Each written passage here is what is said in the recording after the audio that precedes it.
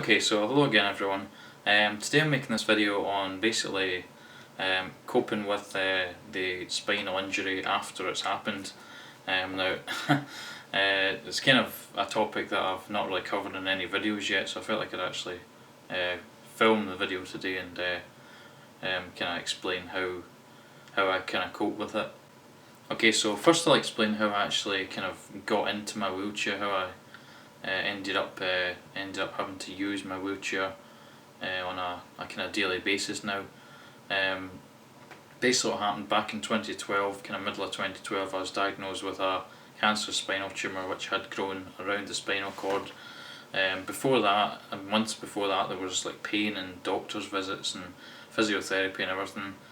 It was really quite complicated, so I don't know if I want to actually go in detail with it all. So that was treated with radiotherapy and chemotherapy, so it was a pretty kind of like just long process of getting sort of rid of that, obviously, and shrinking it down off the spinal cord to basically let me live life again without something growing inside me that could potentially kill me. So basically that was done, and then from that point on I've just kind of improved with my chair and such, and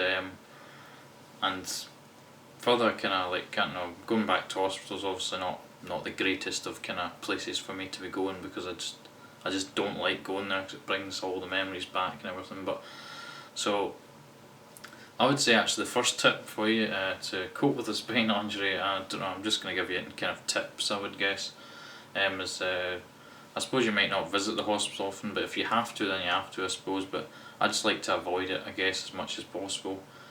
Sometimes I'll go to like maybe group get-togethers, which is like kind of cancer sort of support groups, and kind of like, it's like charity organisations that will get together with a lot of people that have kind of had sort of similar, but they've not obviously had the exact same as me, because I'm kind of almost like a rare case, I guess, who isn't a rare case in cancer.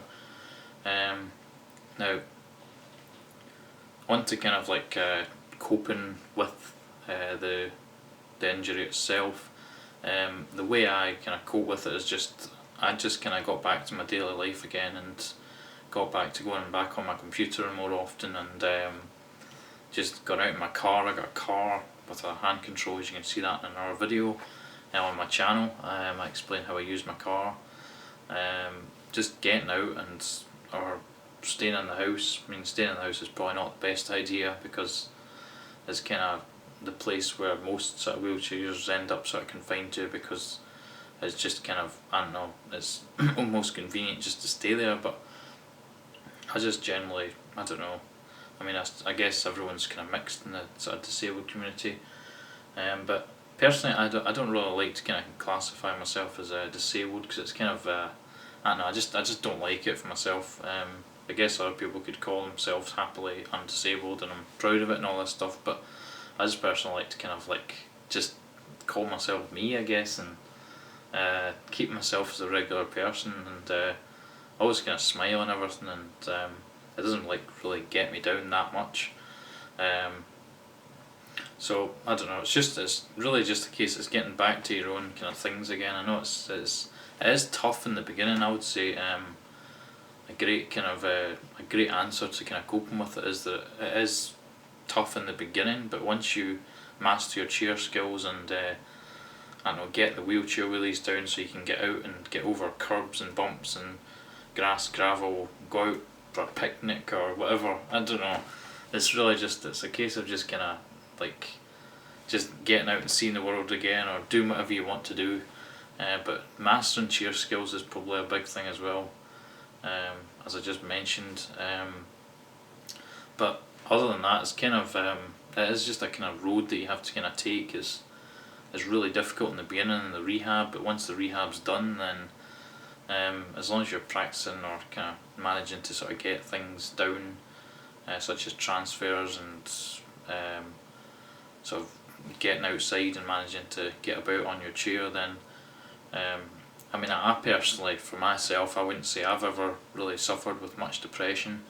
I don't know about you, but me, I've personally just never really suffered with much sadness. Some days obviously got down, maybe got depressed, sad, cried because just I couldn't do something, or like even just simple jobs like washing dishes and all this stuff. It's kind of like just simple tasks that if you can't do them like a normal sort of or a regular walking person would do, then it's kind of like, I don't know, it's kind of tough I guess at times, but it doesn't really get me down much anymore. But I don't know, it's like if you live with somebody, then obviously making things easier for yourself, like by getting them to do sort of certain things. But I wouldn't say get a person that lives with you to do everything for you, because it just kind of like, I don't know, you just feel more normal again if you can do everything, like cook and clean the house and do everything that you normally did before. But I would say it's I don't know, it's kind of a hard one, because there's a lot of people that kind of get down about it, then they'll get tips online or in a book or whatever, and it just doesn't help them. But I think the best advice I can say is it is a long kind of like, it can be a long journey. It can be months, years. It can be anything. I would say sort of years at maximum is sort of the best way to say, like once you sort of get psychologically over it and manage to get back to life again, then it's probably the best.